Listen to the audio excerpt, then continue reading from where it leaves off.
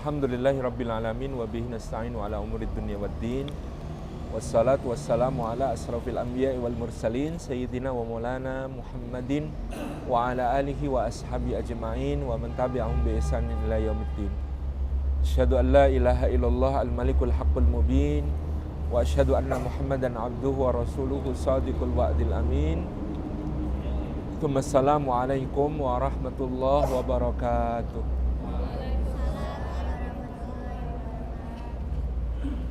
Puji syukur kehadirat Allah Subhanahu wa taala atas limpahan karunia-Nya. Pagi hari ini Allah menghimpun kita di tempat yang sangat bersejarah ini.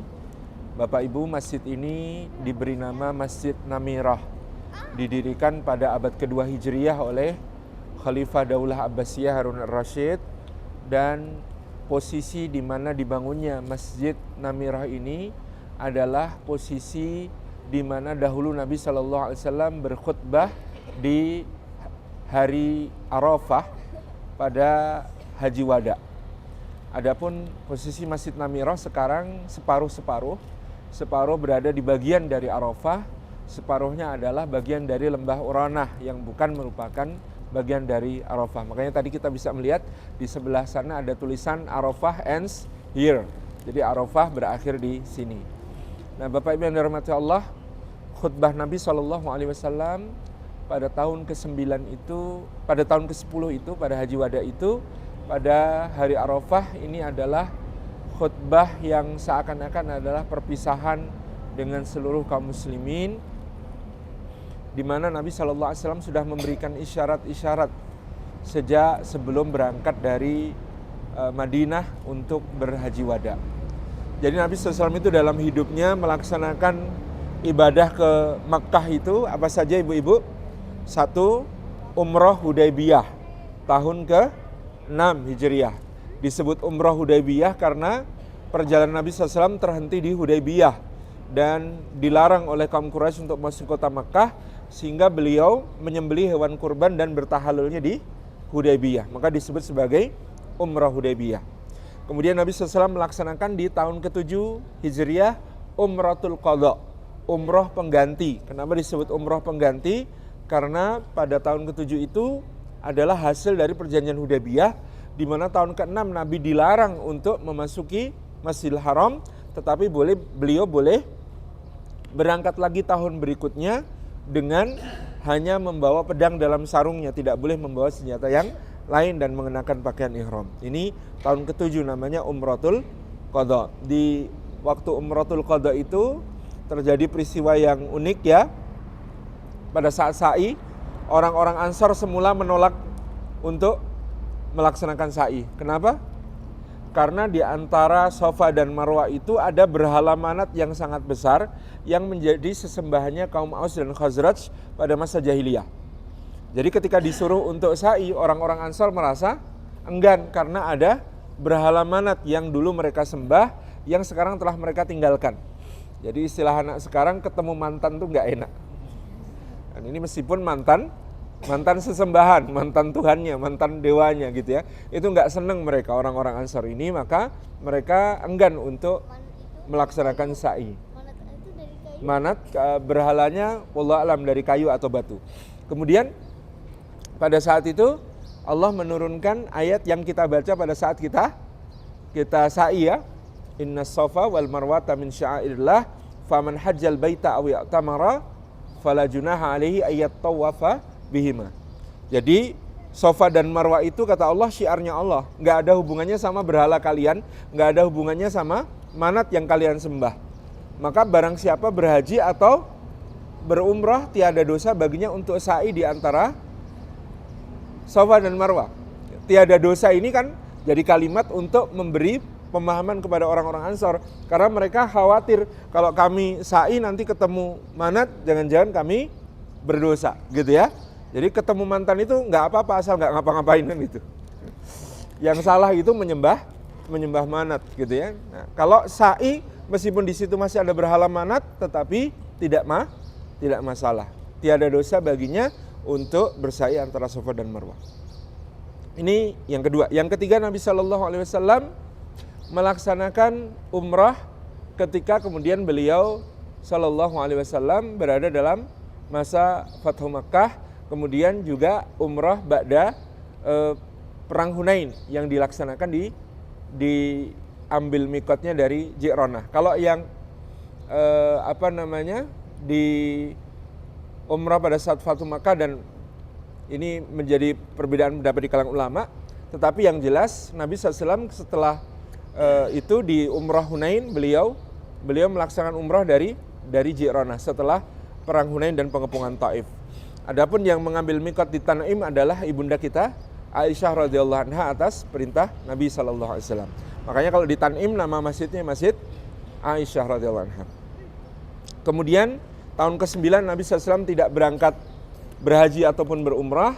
Beliau memerintahkan Abu Bakar As-Siddiq untuk menjadi Amirul Hajj untuk menyampaikan dan mengumumkan gitu ya surah At-Taubah. Dan ini turun baru setelah Abu Bakar berangkat. Kemudian Sayyidina Ali diperintahkan Nabi untuk menyusulkan kabar dari pembacaan surah At-Taubah nanti, bahwa sejak tahun itu orang musyrik tidak boleh lagi berada di Mekah, karena di tahun ke-9 itu masih campur. Ada orang musyrik masih menunaikan manasik haji, gitu ya, secara jahiliyah. Nah, maka kemudian diumumkan oleh Abu Bakar dari surah At-Taubah yang pesannya dibawa oleh Sayyidina Ali bin Abi Thalib menyusul beliau untuk membacakannya di hadapan orang-orang musyrik, bahwa mulai tahun itu tidak boleh lagi orang musyrik memasuki Masjidil Haram. Kemudian yang berikutnya baru tahun ke-10, yaitu dengan dilaksanakannya Hajjatul Wada atau Haji Wada. Nah, Bapak Ibu yang dirahmati Allah, beberapa saat sebelum berangkatnya Nabi SAW menuju Haji Wada itu adalah Amul Wufud, tahun-tahun perutusan. Orang-orang banyak yang datang ke Madinah untuk masuk Islam. Mereka utusan-utusan berbagai negeri untuk menyampaikan baiat kepada Nabi SAW. Di Ramadan tahun itu juga Nabi SAW tidak seperti biasanya. Beliau biasanya beriktikaf hanya 10 hari terakhir Ramadan. Di tahun terakhir sebelum beliau wafat, beliau beriktikaf selama 20 hari di Masjid Nabawi. Kemudian biasanya Jibril alaihissalam itu mengecek bacaan Al-Quran Rasulullah SAW di bulan Ramadan itu hanya sekali. Tapi pada tahun itu Jibril mengulangi pengecekannya sampai 2 kali. Jadi tanda-tanda bahwa Rasulullah SAW sudah wafat apalagi diperjelas dengan pesan beliau untuk Sayyidina Mu'ad bin Jabal yang diutus untuk menjadi da'i ke negeri Yaman. Kata Nabi SAW kepada Mu'ad bin Jabal, boleh jadi engkau tidak akan bertemu denganku lagi setelah tahun ini, wahai Mu'ad. Atau boleh jadi kau akan kemari ke Madinah dan engkau akan melewati masjidku atau kuburanku. Yang dikatakan oleh Nabi SAW pada saat itu. Jadi pesan-pesan itu semakin jelas bahwa Nabi SAW sudah menyicil berpamitan kepada kaum muslimin. Termasuk Ramadan ketika Nabi SAW beriktikaf 20 hari itu, beliau menyedikitkan berinteraksi dengan para sahabat. Ini untuk melatih para sahabat supaya siap ditinggalkan oleh beliau Sallallahu Alaihi Wasallam. Jadi tahun itu Rasulullah perlahan-lahan menyedikitkan interaksinya dengan para sahabat agar mereka kelak ketika betul-betul ditinggalkan oleh Nabi SAW mereka akan kuat. Maka Nabi SAW mengumumkan keberangkatan untuk Haji Wada pada bulan Dzulqa'dah. Ketika bulan Dzulqa'dah tinggal tersisa 4 hari, maka beliau SAW sudah bersiap untuk berangkat. Beliau berangkat pada waktu duhur dari rumah beliau di dekat Masjid Nabawi. Para sahabat mengikuti. Dikatakan pada waktu itu yang mengikuti beliau antara 100.000 orang. Bergerak menuju ke Dzul Hulaifah, ke Bir Ali tempat kita mengambil mikot kemarin. Dan beliau sampai di Bir Ali pada waktu asar. Kemudian beliau memakai ihramnya dan memimpin sholat asar dengan cara dikosor. Lalu beliau berangkat menuju ke kota Makkah dan perjalanannya saat itu adalah 8 hari. 8 hari dari Dzul Hulaifah atau Bir Ali sampai di kota Makkah. Kemudian beliau menunaikan manasiknya sampai kemudian menanti sampai tibanya hari Arafah. Lalu beliau SAW wukuf di Arafah. Setelah tiba di Arafah, kemudian beliau SAW juga berkhutbah di tempat yang kita sekarang ada ini, di Masjid Namirah. Nabi SAW memulai khutbahnya dengan memuji Allah Subhanahu wa taala. Kemudian beliau sallallahu alaihi wasallam memandang kepada para sahabatnya, dan kemudian beliau sallallahu alaihi wasallam menyampaikan wasiat-wasiat yang luar biasa. Yang pertama, wasiat yang beliau sampaikan adalah agar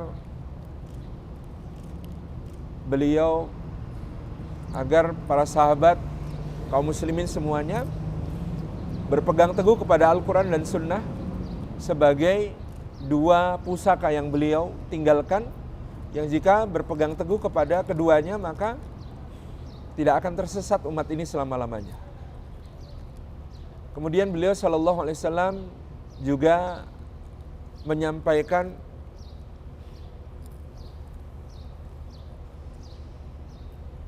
tentang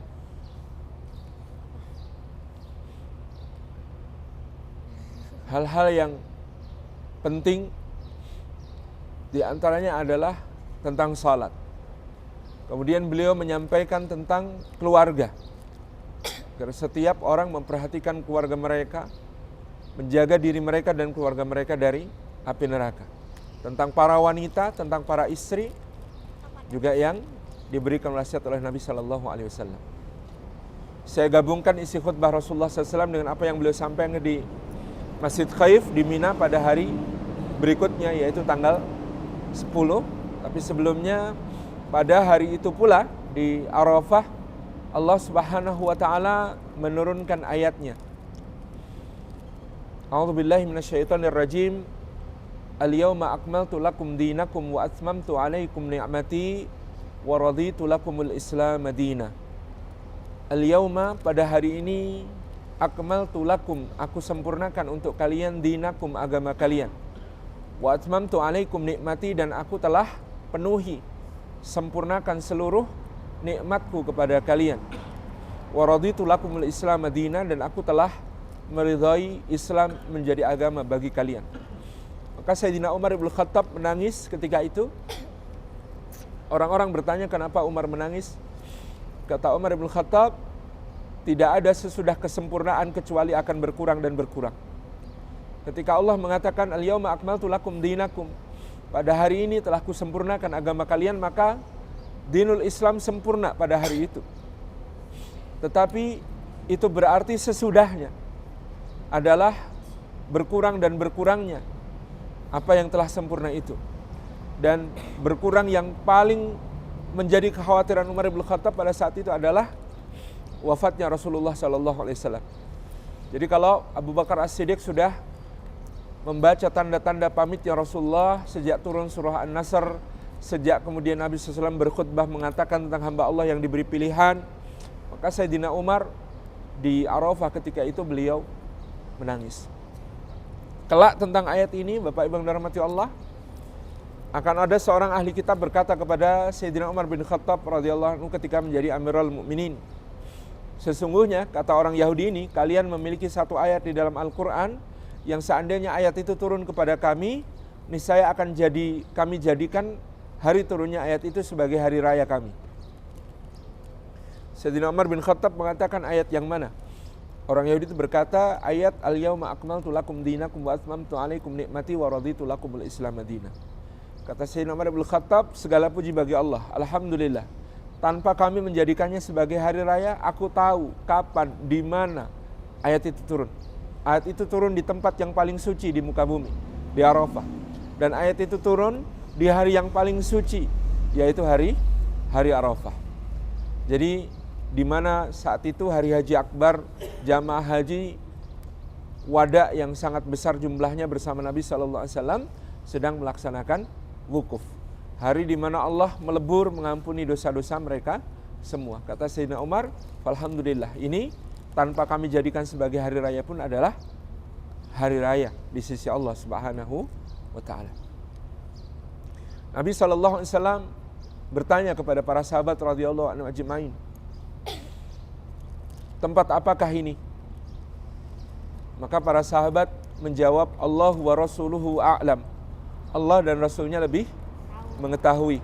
Sampai-sampai beliau terdiam lama dan para sahabat mengira Rasulullah hendak mengganti nama tempatnya. Tapi Nabi SAW kemudian berkata, bukankah ini adalah Arafah? Para sahabat mengatakan, benar, Allah dan Rasulnya lebih mengetahui.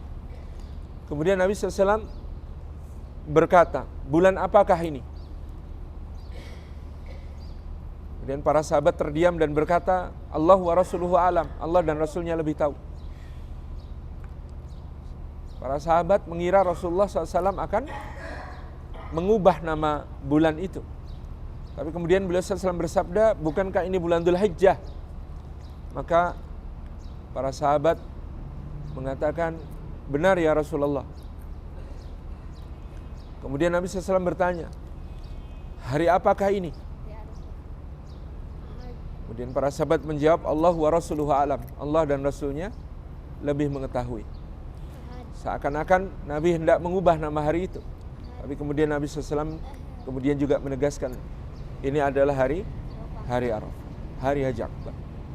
Maka Bapak Ibu yang dirahmati Allah Subhanahu wa taala, Nabi SAW kemudian bersabda, sesungguhnya hari-hari diperputarkan oleh Allah Subhanahu wa taala sebagaimana ketika Dia menciptakan, dan bulan-bulan juga dipergilirkan oleh Allah Subhanahu wa taala sebagaimana ketika Dia menciptakan.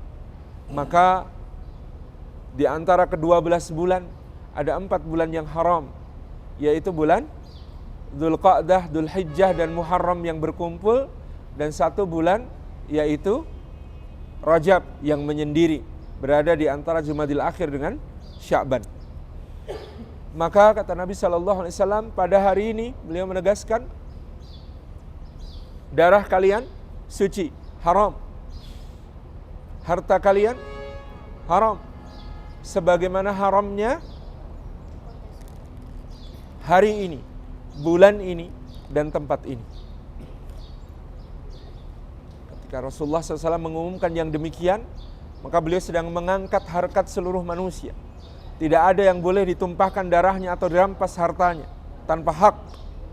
Dan hak itu diproklamasikan dari langit, disampaikan oleh Nabi SAW di hari yang paling agung. Seluruh manusia memiliki kedudukan yang sama di sisi Allah Subhanahu wa taala. Kullukum min Adam wa Adamu min turab, kata Nabi SAW. Kalian semua berasal dari Adam, dan Adam berasal dari tanah. Tidak ada kelebihan orang Arab atas orang Ajam kecuali karena takwanya. Dan tidak ada kelebihan atas orang yang berkulit putih atas orang yang berkulit hitam juga kecuali karena takwanya. Ini yang disampaikan oleh Nabi SAW. Kemudian beliau bertanya kepada Nabi SAW. Nabi SAW bertanya kepada para sahabat, apa yang sudah aku lakukan? Para sahabat menjawab, qad balagta risalah wa addaital amanah wa nasahtal ummah ya Rasulullah. Wahai Rasulullah, qad balagta risalah, engkau telah menyampaikan risalah yang telah diberikan oleh Allah kepadamu. Wa addaital amanah, dan engkau ya Rasulullah telah menunaikan amanat yang dibebankan kepada tanggung jawabmu. Wa nasahtal ummah, dan engkau telah bernasihat tulus kepada umat. Ini yang dilakukan. Kemudian Nabi SAW mengangkat jarinya ke langit. Kemudian beliau berkata, Allahumma syhad,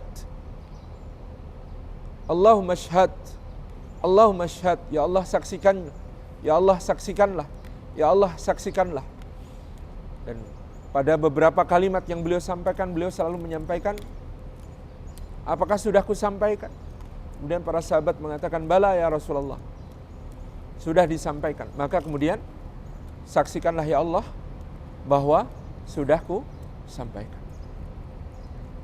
Dan Nabi SAW di Arafah menaiki untanya, bergerak ke arah Jabal Rahmah, dan beliau menghadapkan untanya ketika itu di Sakharat. Sakharat ini mungkin jamak dari as-sakhrah, yaitu bebatuan yang ada di Jabal Rahmah.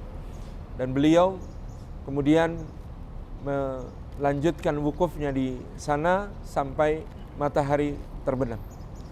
Bapak Ibu yang dirahmati oleh Allah Subhanahu wa taala, kita bersyukur kepada Allah Subhanahu wa taala atas nikmat iman dan nikmat Islam yang dianugerahkan Allah.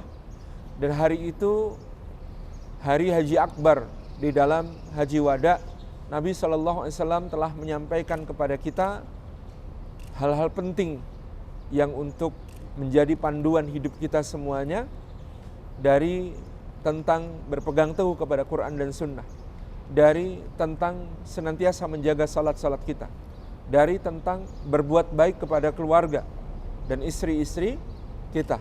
Dan Rasulullah SAW telah menyampaikan betapa telah disempurnakan agama Allah ini, yang sempurna tidak memerlukan tambahan, yang sempurna tidak memerlukan hal-hal yang didatangkan kemudian. Dan ini adalah nikmat di mana Allah menyebut agama kita sebagai agama Islam. Tidak ada agama lain yang di dalam kitab sucinya dicantumkan nama agamanya. Dan Allah telah menyebut kita sebagai muslimin, wa sammakumul muslimina min qabl wa fi hadza. Dan tidak ada agama lain yang nama pemeluknya juga disebut dalam kitabnya secara eksplisit seperti yang kita lakukan. Kita dapati dari Allah Subhanahu wa taala. Maka alhamdulillahirabbil alamin, mudah-mudahan ini menjadi penguat kita semuanya yang hari ini merenung di Masjid Namirah, mengingat apa yang dilakukan Nabi sallallahu alaihi wasallam bersama para sahabat radhiyallahu anhum ajmain pada 1400 tahun yang lalu, 14 abad yang lalu. Dan kita semua mudah-mudahan dimasukkan oleh Allah sebagai orang-orang yang mencintai Rasulnya sallallahu alaihi wasallam, yang mendapatkan syafaatnya di yaumil akhir dan disambut oleh beliau di Al-Haud, di telaganya, dan diberi minum oleh Nabi SAW di telaganya. Barakallahu fikum. Sudah cukup yang kita sampaikan di tempat ini. Mudah-mudahan Allah berkahi umrah kita semuanya menjadi umrah yang makbulah, diterima oleh Allah, umrah yang mabrurah, yang menghasilkan kebaikan-kebaikan ketika kita telah menyelesaikannya, menjadi insan yang lebih baik daripada sebelumnya. Wassalamualaikum warahmatullahi wabarakatuh. لبيك اللهم لبيك لبيك لا شريك لك لبيك